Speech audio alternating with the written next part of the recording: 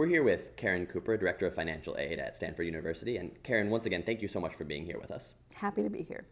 So now what we're looking at is 3 different universities. And what we've done is we've taken the time to comb through the financial aid letters that each of them gave us and put it in a form that is consistent so that we can actually compare them. Sounds great. And we have the estimated cost of attendance here, tuition, room, board, all that. We have subtracting out grants and scholarships, and that's giving us the net cost. So just taking a look at this top part of our financial aid comparison, what are the big things that jump out at you? So the first thing I would look at is this net cost calculation.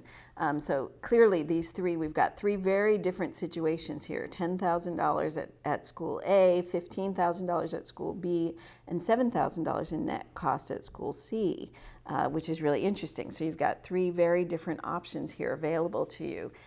And then I would look at, well, how did we get here?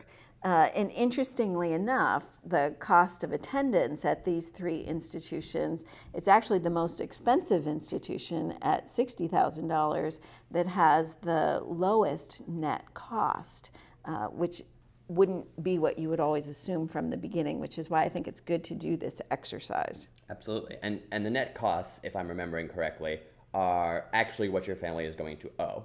That's or be right. responsible for. So in one way or another, you're responsible for that amount. The schools may be offering you some help to meet that amount through Workstudy or loans, for example, but it's going to come out of your pocket either now or later. Okay, so what you're saying then is because of the really pretty drastically different scholarship amounts between University A, University B, and University C, the net cost that we're paying actually is very, very different from the estimated cost of attendance that we began with. That's right. Great. So then once we have that net cost, what we're going to owe either now or down the road, sort of through Workstudy, through loans, through my family contributing, I look below at some of the different ways that they're suggesting that I cover those net costs. And I see that they're pretty different.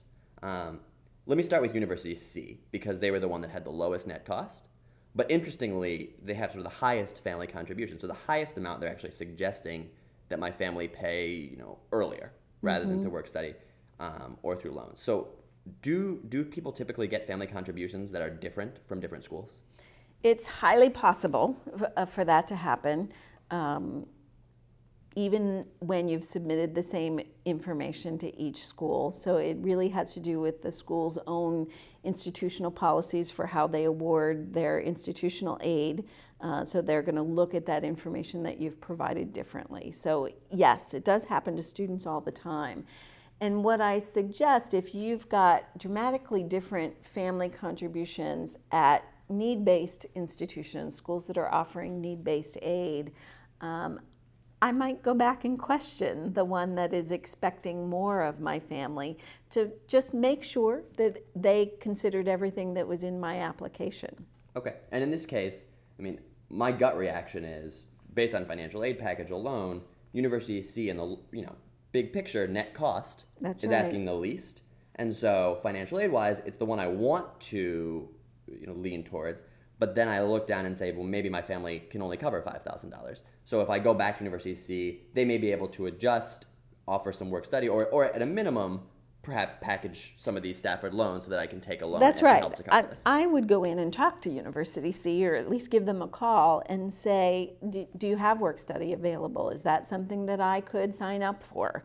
And what about loans? So the federal loan programs, all students are going to be eligible for a minimum, as long as you're eligible for federal aid, you're eligible for a minimum of $5,500 in the Stafford loan program. It might be subsidized, might be unsubsidized, but a minimum of $5,500.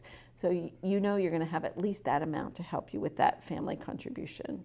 Okay, so they could definitely add that in here. That's if right. that was their one, and that can move this family contribution down. That's right. Below either of these. So it looks like University C is a very generous package.